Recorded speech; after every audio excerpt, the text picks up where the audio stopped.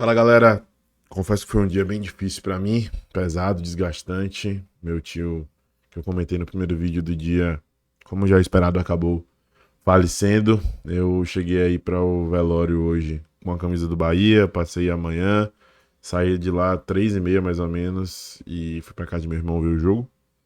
E ir lá brincando, resenhando, com um clima leve, como eu acredito que tem que ser.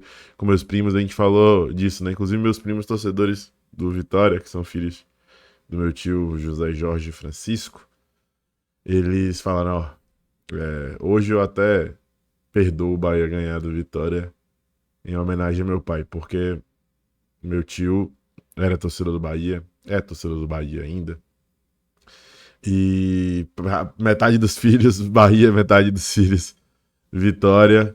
Hoje eu fui com essa camisa para fazer homenagem. Hoje, no primeiro vídeo do dia aqui no canal, eu já tinha direcionado a ele, feito a homenagem. E nesse vídeo, novamente, agora eu dedico esse triunfo do Bahia no Barradão também. É dedicado ao meu tio, Zé Jorge Francisco, que deixou um legado extraordinário na terra, de contribuição, de ajuda ao próximo e de amor pelo esquadrão também. Então, foi pesado o dia de hoje para mim, desgastante, intenso. Tô doido pra poder já ir descansar, tentar botar um pouco a cabeça no travesseiro. Mas antes tenho um compromisso com vocês e gravar o vídeo agora, o vídeo de amanhã. Amanhã tem Fala Nação Tricolor na Metrópole, tem live no nosso canal, no SMB Lives, reunião da Casé e vários outros compromissos. Então hoje é um dia que eu realmente preciso dormir um pouco mais cedo, descansar um pouco a mente depois desse turbilhão de emoções. Mas enfim, vamos falar do Bavi, vamos trazer as últimas notícias também de mercado, porque tem novidades. Então fala Nação Tricolor ligada no Sou Mais Bahia, tudo beleza? Barbaço na área. Tô aqui para começar mais um vídeo, dessa vez mais um Plantão Tricolor, com as últimas informações do Esquadrão de Aço para você, torcedor do Bahia, ficar muito bem informado. Chegou, por favor, deixa seu like, se inscreve, ativa o sino e compartilha. Claro, né, deixa o seu gostei aí, que é extremamente importante pra gente, tá? Eu queria começar falando sobre o clássico Bavi. Queria começar falando sobre essa partida importantíssima, né? Para as pretensões do Bahia dentro do torneio, e tudo tem sido feito da maneira mais perfeita possível até aqui. O Bahia está utilizando a molecada, está utilizando as reservas, está dando ritmo quando necessário para os titulares, não está desgastando de maneira geral o time e está 100% no campeonato. 5 jogos, 5 triunfos, campanha perfeita, dá para falar assim. E os moleques mais novos assumindo muito bem essa responsabilidade, encarnando o espírito, vestindo a camisa e correspondendo acima até daquilo que a gente imaginava em nível de maturidade para o que tem sido exigido deles. Eu sustentei hoje cedo aqui no canal, algumas pessoas confrontaram, discordaram e não há nenhum problema nisso, não estou aqui para poder falar que eu tinha razão, mas eu, enfim, queria contextualizar que eu comentei hoje cedo aqui no canal e também no Instagram que eu usaria uma mescla. E essa mescla daria oportunidade para a molecada mais jovem na frente e botaria os mais experientes, titulares no meio campo e no sistema defensivo. E Rogério surpreendeu mais ainda, né? Não relacionou Jean Lucas, Everton Ribeiro, Mingo, Acevedo, peças importantes hoje para o time titular. Sim, Acevedo hoje eu acredito que é um titular do Bahia. E ainda assim o Bahia com Ronaldo e Ademir de titulares. Caio Alexandre hoje eu acredito que não é o titular da posição, mas também estava ali representando essa classe dos titulares e alguns outros, então, no decorrer da partida, o Esquadrão conseguiu fazer um grande jogo. E assim, passou por percalços, passou por problemas, por dificuldades na partida, mas no que era possível de se desenvolver, levando em consideração o time reserva, um time com alguns moleques, contra uma equipe que hoje joga a Série A, queira ou não, e com o peso de um clássico na casa do adversário, bom, o rendimento para mim foi muito acima da média. Muito acima da média. Porque não vai apenas no aspecto de construção de jogo, construção de oportunidades. Tivemos uma falta de Nestor que quase foi gol, um chute fora da área de Calatiano que quase foi gol, a bola de Del no travessão, algumas outras oportunidades aqui que eu não vou lembrar com exatidão, e o lance de Del numa jogada de transição e velocidade com Borducci sendo uma peça de escape ali do lado esquerdo do campo. E além disso, não foi só o aspecto de construção de jogo, o time se mostrou sólido. Passou alguns perrengues, mas na bola aérea, no sistema defensivo, no que se tangia a solidez e a consistência, o time foi bem. passou alguns perrengues, faz parte do processo, também teve bola no travessão, mas o Vitória da Bahia não conseguia infiltrar, não conseguia construir por dentro. Então eles tiveram chances em bolas aéreas, né, tiveram chances em cruzamentos atrás da defesa, teve um que Aitor Cantala-Pedra quase definiu, acabou furando ali, que a bola passou por trás. É evidentemente que existe mérito nessa construção, mas é uma construção muito menos trabalhada por dentro, muito menos articulada, muito menos pensada e treinada com complexidade, sabe? Então eu acho que a rapaziada mostrou muita solidez. Os dois laterais, Iago Borducci na esquerda e Roman Gomes na direita, mostraram muita solidez. Roman levou um cartão no primeiro tempo, e aí eu até achava que em um momento ele poderia ser substituído. Ele abaixou mais ainda na linha e liberou Iago Borducci para explorar o corredor.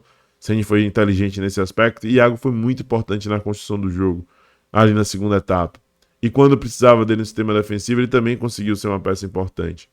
Então o Bahia estava muito compacto, muito coeso. E aí chega o ponto que para mim é mais legal de se destacar aqui.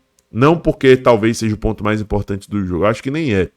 Mas porque a gente sentia falta em algumas oportunidades. E com o tempo isso foi desenvolvido dentro desse plantel, e com o tempo isso tem sido fincado, né, nas raízes do que é o Sport Clube Bahia hoje. Que é a catimba, a inteligência, o jogo, entre aspas, sujo do clássico. Sabe, de João Paulo levar um cartão amarelo ali no banco de reservas, dos jogadores caírem no momento certo, de armar no bom sentido uma confusão para destabilizar, de conseguir prender a bola no ataque. Coisas que são, assim, imprescindíveis em um clássico, e muitas vezes o Bahia deixava escorrer pelas mãos justamente porque não tinha esse traquejo. Em 2024, 2023, a gente percebeu muita dificuldade nesse sentido. E agora, o Bahia parece, mesmo com moleques até jovens, maduro para poder disputar um clássico.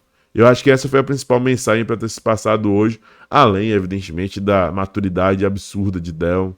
Moleque muito centrado, sério, sabe se posicionar, consegue ter uma leitura até acima do nível para a idade dele.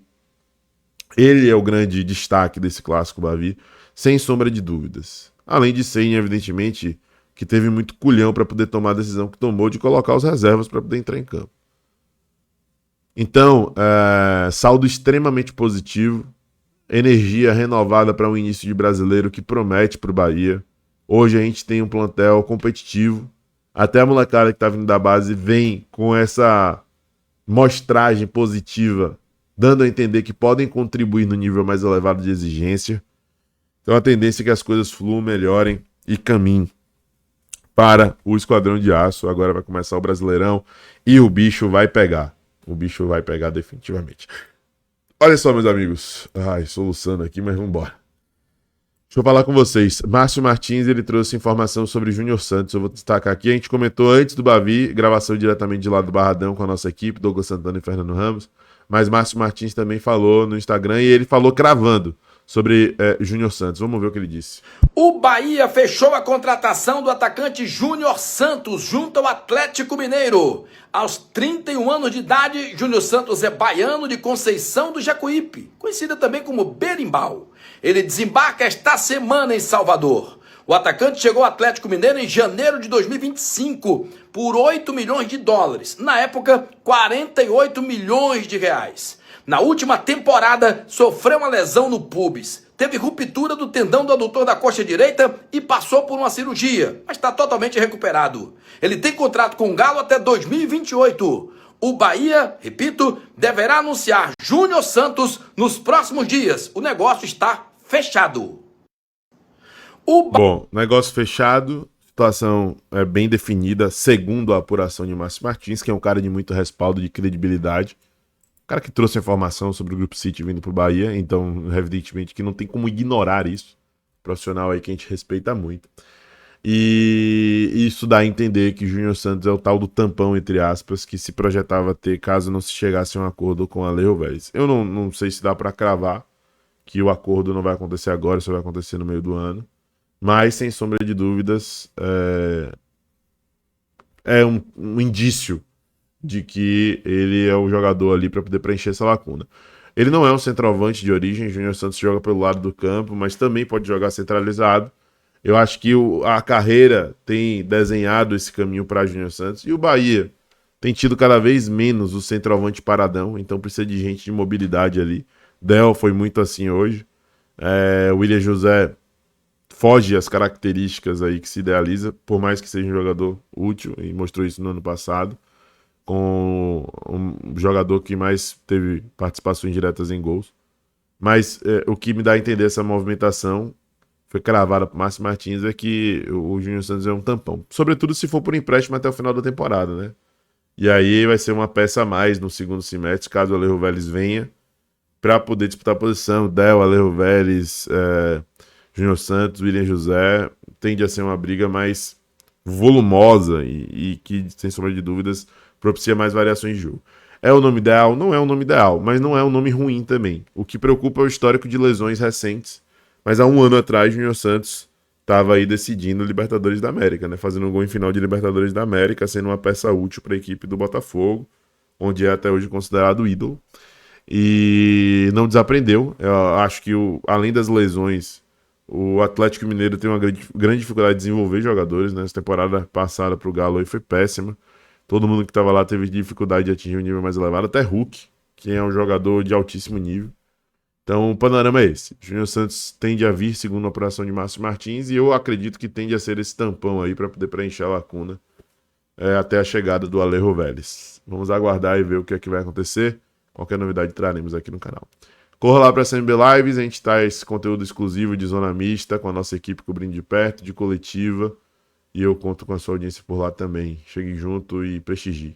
Deixe seu like, se inscreve, ativa o sino e compartilha mais uma vez. Este vídeo é uma homenagem ao meu querido tio José Jorge Francisco, que faleceu no dia de hoje. Um abraço, até a próxima. Eu sou Mais Bahia, eu sou Mário Nordeste. E você?